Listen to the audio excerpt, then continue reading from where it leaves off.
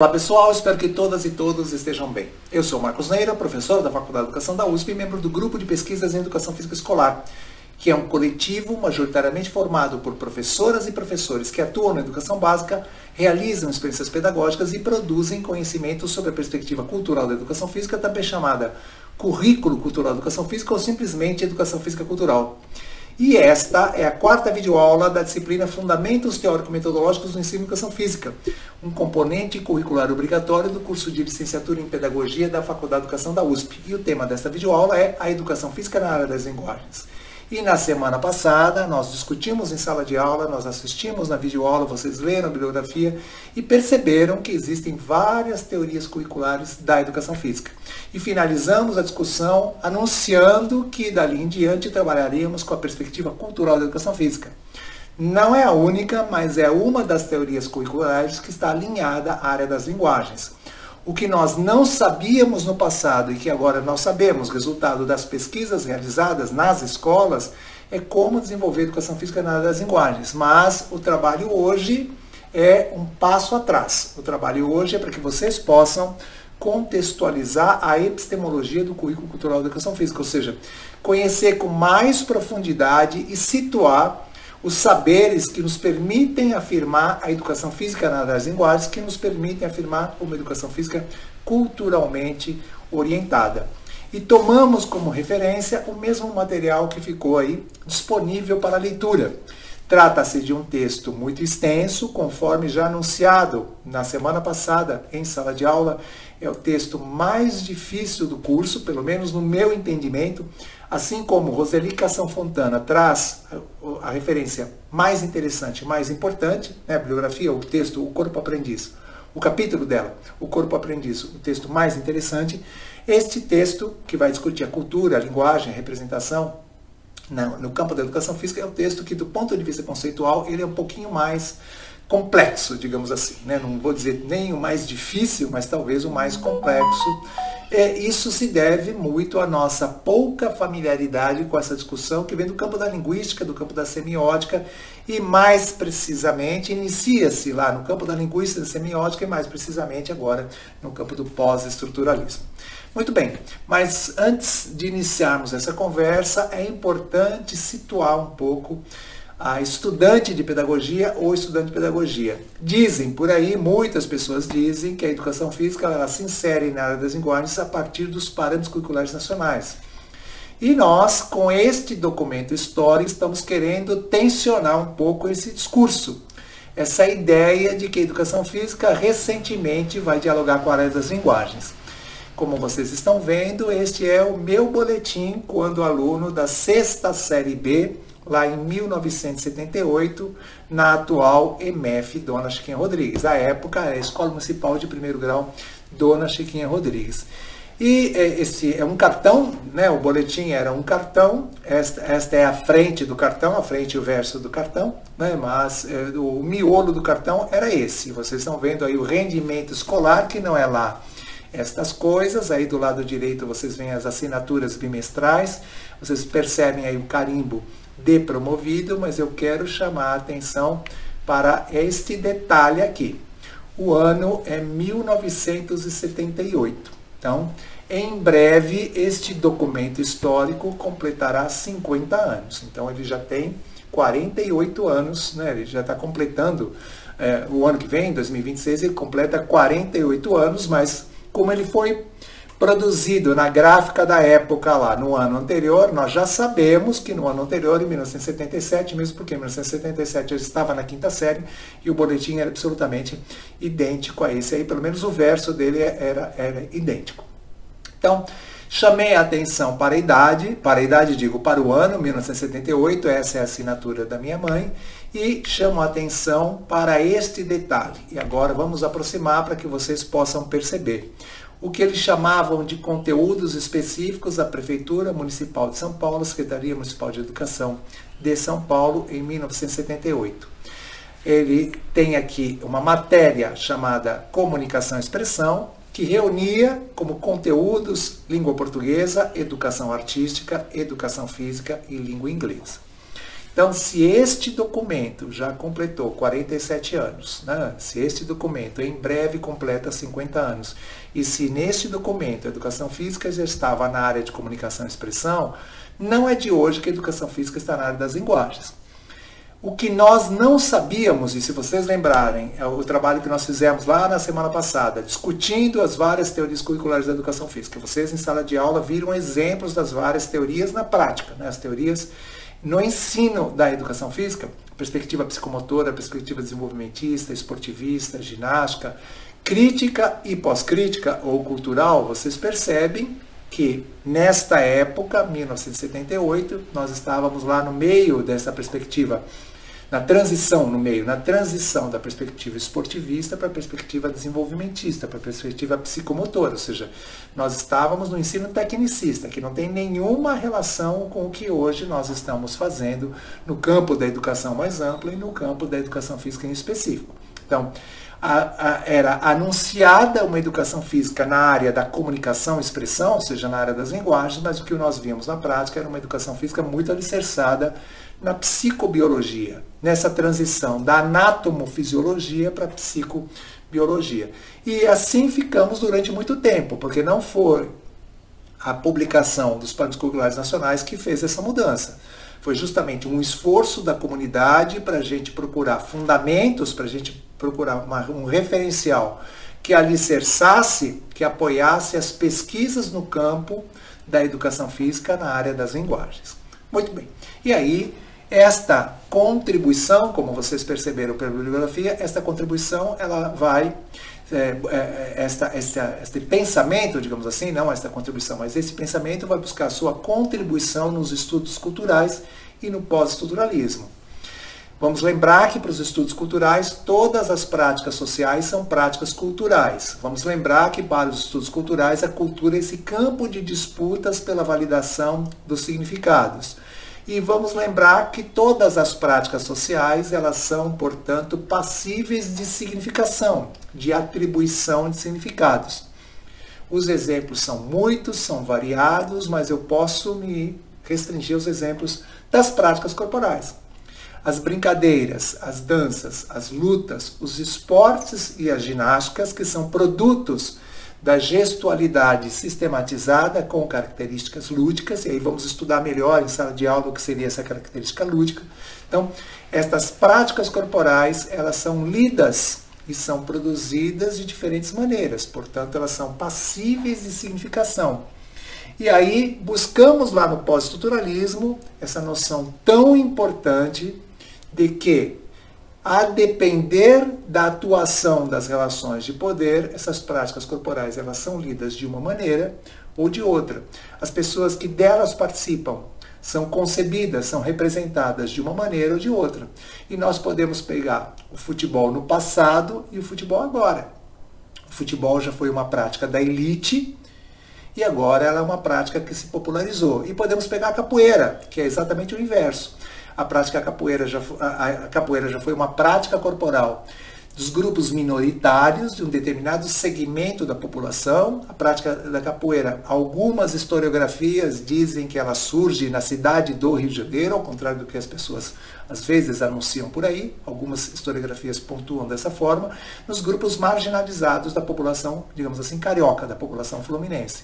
E hoje nós temos a capoeira como patrimônio cultural imaterial da cultura brasileira, patrimônio cultural material brasileiro. Ou seja, nós temos hoje a capoeira um traço da identidade cultural do nosso país. E hoje a capoeira está presente nas academias da elite. Então ela, de uma prática marginalizada, ela se torna uma prática, digamos assim, até elitizada, dependendo do contexto, e o futebol o inverso, de uma prática elitizada, e se torna uma prática popular, ela vai se popularizando. Então, é interessante perceber que o jeito de jogar futebol mudou muito pouco, e o jeito de jogar capoeira também mudou muito pouco. O que mudou foi a maneira como a gente concebeu a capoeira, foi a maneira como a gente concebeu o futebol. É isso que se transformou, a maneira de enxergar o futebol, a maneira de pensar o futebol, a maneira de dizer o futebol, a maneira de fazer o futebol. A maneira de pensar a capoeira, de dizer a capoeira, de falar de capoeira e de jogar capoeira. Então, Muito interessante. Quais foram os fatores que influenciaram nisso? As relações de poder. Num contexto em que os grupos minoritários tensionam, num contexto em que a população se apropria, como é o caso do futebol, num contexto em que há um movimento de valorização e representação da cultura negra, é justo que nós passemos a enxergar as práticas corporais que estes grupos cultivam de uma outra maneira. E é justo que todos nós, cidadãos e cidadãs, passemos a cultivar essas práticas corporais e atribuir-lhe os mesmos significados de relevância e importância que quaisquer outras práticas corporais. Colegas, não é à toa que vôlei, handebol, basquete e futebol se tornaram práticas hegemônicas na escola de uma determinada classe social, certo? Ou seja, na medida em que a escola vai se popularizando, as práticas corporais que habitam essa escola também vão se modificando. Na medida que essa escola vai se democratizando, as práticas corporais que habitam essa escola, e as poesias que habitam essa escola, e os outros textos, e as maneiras de pensar a história, a geografia, química, física, biologia, etc., também vão se modificando. Então, a depender da época, a depender do contexto, a depender do lugar, as obras de arte, né, o ensino de arte, abordava determinadas obras e hoje o ensino de arte aborda outras obras. Não é diferente com a educação física, com a geografia, com a história, com a química física, com todos os componentes curriculares. Há que se levar em conta que certas práticas corporais são produzidas de uma determinada maneira, ou seja, são produzidas como uma diferença ou são produzidas como uma identidade, a depender das relações de poder que atuam sobre elas. E aí, estas maneiras de dizer, essas maneiras de pensar, essas maneiras de conceber as práticas corporais, elas circulam por meio da linguagem. E nós estamos aqui entendendo a linguagem como um sistema de comunicação. E são várias as linguagens. E nós esperamos que as escolas, obviamente, trabalhem com múltiplas linguagens.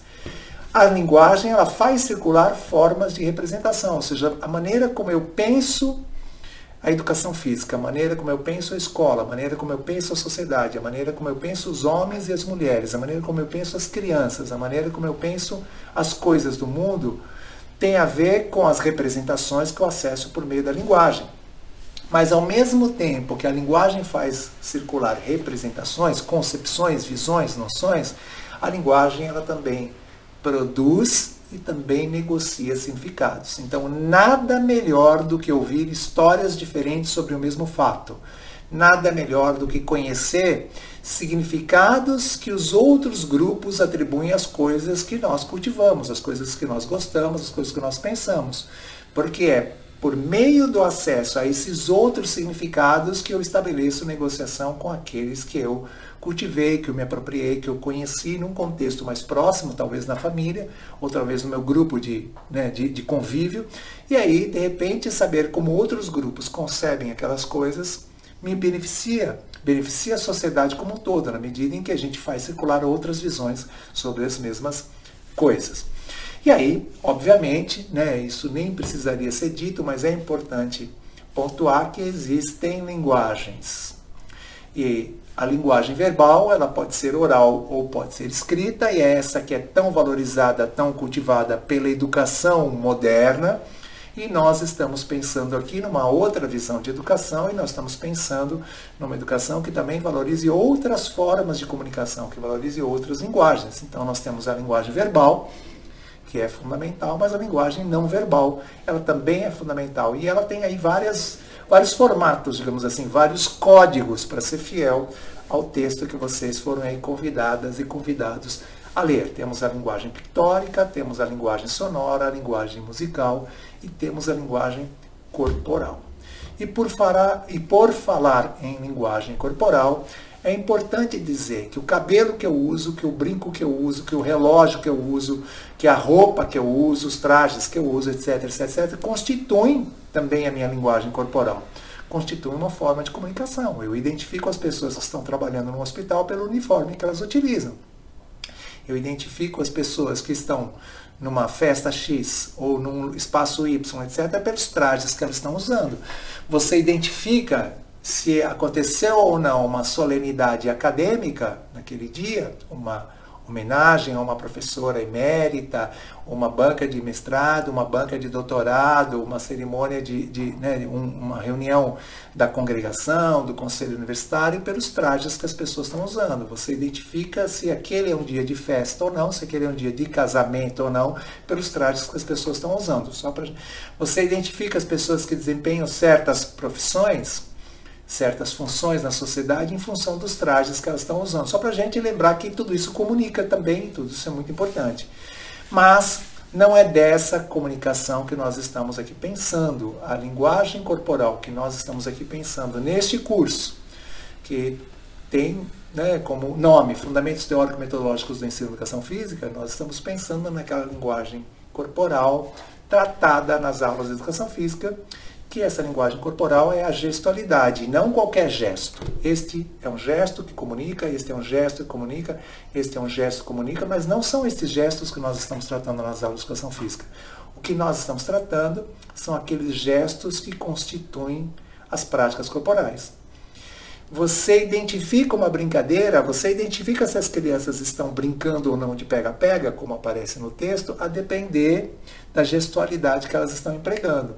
Se do nada eu fizer agora aqui esse movimento do voleio, o toque do voleibol, se do nada eu faço isso aqui, você vai, nossa, esse cara aí tá louco. Se do nada na sala de aula eu faço esse movimento, vai parecer que é louco. Agora, esse mesmo movimento dentro de uma partida de voleibol, ele faz todo sentido. Por isso que ele não é movimento, por isso que ele é gesto. Por isso que existe uma gramática do voleibol. Por isso que existe uma gramática da brincadeira de pular corda. Por isso que existe uma gramática da brincadeira de boneca. Existe uma gramática da brincadeira de videogame. Existe uma gramática, ou seja, existe um conjunto de gestos que tem sentido e que os seus participantes dialogam a partir daquilo que eles veem na gestualidade do outro. Então, ao ver o outro fazer uma determinada técnica corporal, esta pessoa, se for da mesma equipe, se comporta de uma certa maneira, ou seja, adota uma certa técnica corporal, ou se for da equipe adversária, adota uma outra técnica corporal. Se você está jogando queimada e o seu time recupera a bola, você joga de uma certa maneira, você se movimenta no espaço de uma certa maneira. E se quem está com a bola é o time adversário, você se movimenta de uma outra maneira. Como todo mundo aqui sabe jogar queimada, sabe muito bem que quando o nosso time está com a bola, a gente avança, e quando quem está com a bola é o time adversário, a gente recua. Então, quem está jogando voleibol, quem está assistindo o jogo de voleibol, o jogo de queimada, percebe essa movimentação e atribui um significado a essa movimentação. Então, nós estamos falando aqui de gestualidade, nós estamos falando de práticas corporais, e nós já percebemos que existe um código específico das práticas corporais, já percebemos que as pessoas que delas participam atribuem diferentes significados. Se você conhece a brincadeira de pega-pega e você vê crianças ou adultos brincando de pega-pega, você sabe muito bem quem está pegando e quem está fugindo, certo? A não ser quando elas são muito pequenas, que às vezes elas ficam paradas esperando você pega para elas poderem também pegar. Bom, e as práticas corporais, colegas, nada mais são do que textos da cultura. As mesmas brincadeiras em bairros diferentes, ou em vilas diferentes, ou em condomínios diferentes, às vezes acontecem com nomes diferentes, às vezes acontecem com técnicas diferentes, com regras diferentes e com uma vocalização diferente também, porque algumas brincadeiras você vai cantando ou você vai falando na medida que você vai brincando. Então, as brincadeiras têm essa flexibilidade. Essa flexibilidade é um pouco menor nos esportes, mas você já deve ter visto um esporte que você gosta muito, num vídeo no YouTube. Esse esporte praticado há muitos anos atrás, há 20, 30, 40 anos atrás, você deve ter percebido que ele talvez fosse um pouco diferente, ou seja, a gramática talvez fosse um pouco diferente. Isso é muito visível em esportes mais conhecidos, que estão há mais tempo sendo gravados, filmados, então você vai percebendo as mudanças das técnicas, nas regras, nos trajes das pessoas que participam, então isso é mais visível nos esportes mais conhecidos. É menos visível nos esportes menos conhecidos, mas isso, evidente, também acontece. Então, essas práticas corporais, ao possuírem certas regras, certos códigos de funcionamento, certas técnicas, certas táticas, essas práticas corporais, elas estão comunicando aquilo que aqueles grupos que as praticam realizam. Ou seja, na verdade, uma prática corporal nada mais é do que uma forma de expressão daquele grupo que está fazendo aquela prática corporal. Então, quando as crianças brincam de uma certa brincadeira, ou dançam uma certa música, ou quando os adultos fazem um esporte, ou brincam da brincadeira, ou dançam uma música, eles estão comunicando uma forma de entender as relações, uma forma de entender o grupo, uma forma... Por isso que na sua origem, muitas dessas práticas corporais eram celebrações de alguma coisa, de algum evento festivo, de uma data, de um acontecimento, e foram, com o passar do tempo, se transformando. E estas práticas corporais, como elas são traços desses grupos culturais, elas distinguem esses grupos culturais. E isso é muito presente. Às vezes nós temos uma ideia, né, ou uma concepção de que todas as pessoas gostam das mesmas práticas e que todos os países ou que todos os povos cultivam as mesmas práticas porque algumas estão muito presentes na mídia. Mas não é bem assim.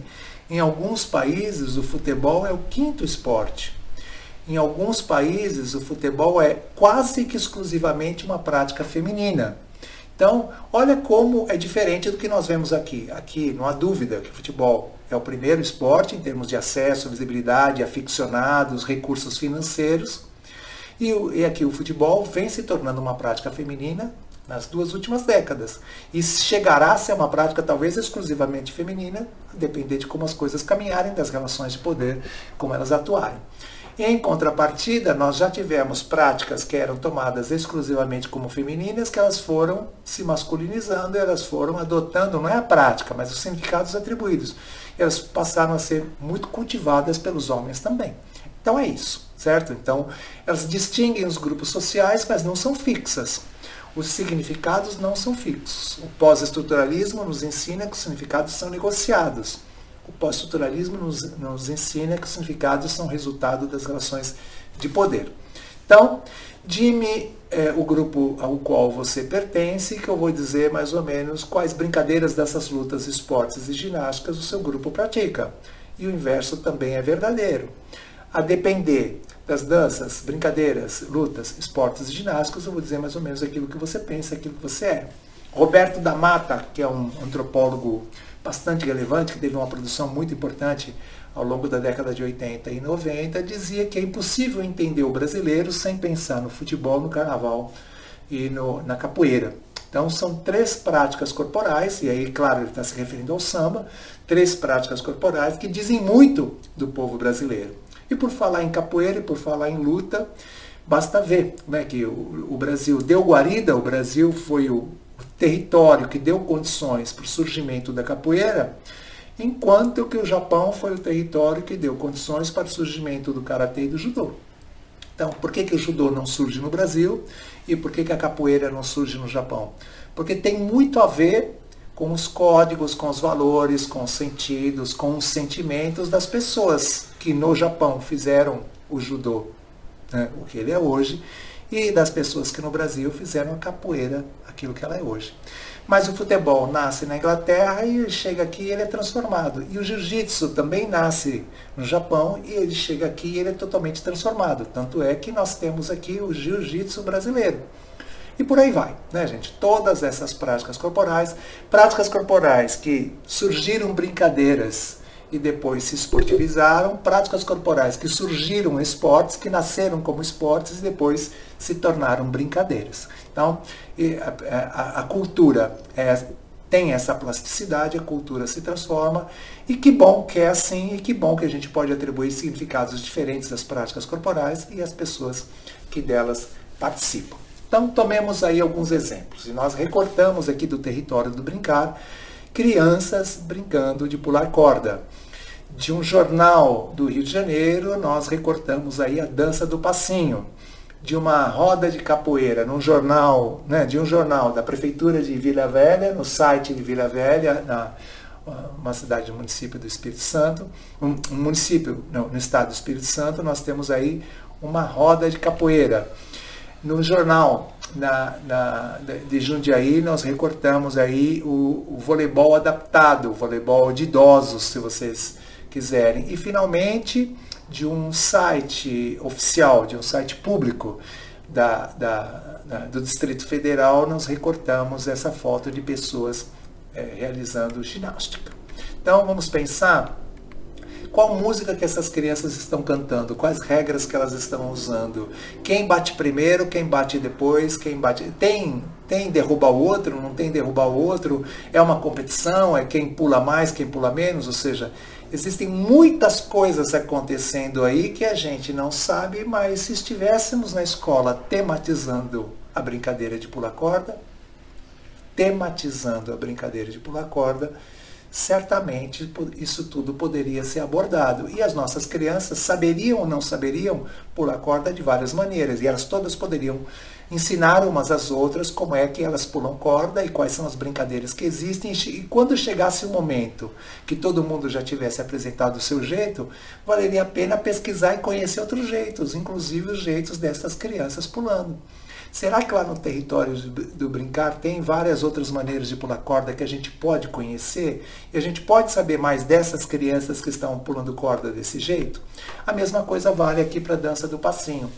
Por que dançam assim? Quando surge? Como surge? Quais são os passos que eles usam? Onde que eles dançam? Quais são os significados que eles atribuem? Existe em outro lugar? Não existe em outro lugar? Vamos ver quantos vídeos tem no YouTube de dança do passinho. Vamos ver se existe alguma entrevista com essa garotada que faz a dança do passinho. Vamos tentar fazer a nossa dança do passinho aqui em São Paulo, aqui nas escolas onde nós trabalhamos, onde nós estagiamos.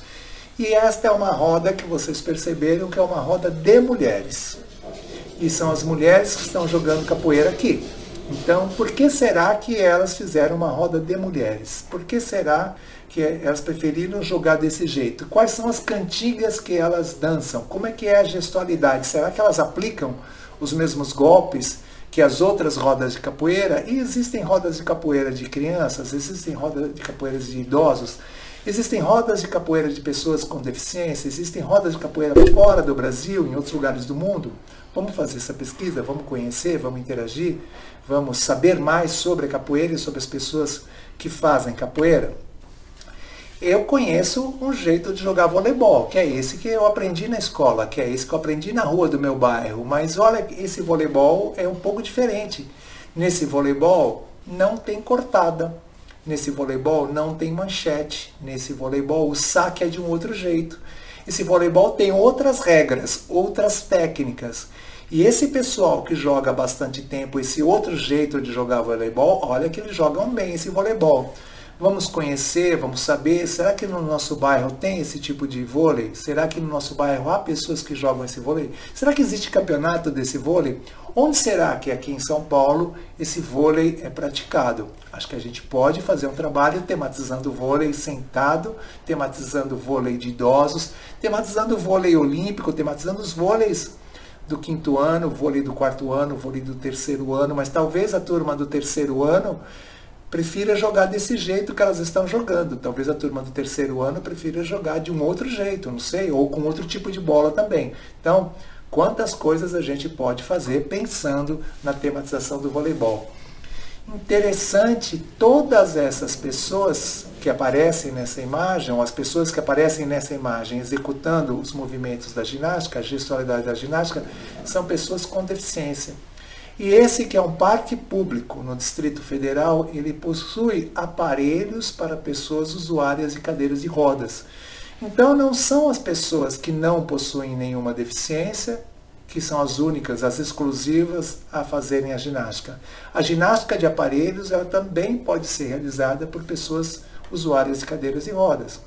Então, colegas, nós temos muito que aprender com essas pessoas, nós temos que conhecer quais são as ginásticas que elas fazem, nós temos que conhecer quais são as ginásticas que outras pessoas fazem. Às vezes valeria a pena a gente entrevistar as pessoas da nossa família, valeria a pena perguntar para organizar uma atividade na escola e as crianças perguntarem para as professoras, para os professores, para os profissionais da educação, se fazem alguma ginástica, onde fazem essa ginástica, por que fazem essa ginástica, quais são os significados que aquelas pessoas atribuem à ginástica e de repente até apresentar essa imagem e perguntar se eles já tinham ouvido falar, se eles conheciam a ginástica de aparelhos para pessoas com deficiência, ginástica de aparelhos para pessoas usuárias de cadeiras de rodas. Então, como vocês estão percebendo, gente, existem várias formas de tematizar as brincadeiras, as danças, as lutas, as ginásticas e os esportes. Existem várias maneiras de trabalhar com essas questões. Mas vocês perceberam que nenhuma das minhas propostas aqui, das várias que eu fui inventando aqui enquanto ia falando, nenhuma das minhas propostas se concentrou em fazer bem. Sim, vamos pular corda, sim, vamos fazer a dança do passinho, sim, vamos dançar, vamos jogar vôlei, vamos fazer essa ginástica. Mas, gente, não precisamos fazer bem essas coisas, precisamos fazê-las, precisamos experimentá-las, precisamos vivenciá-las.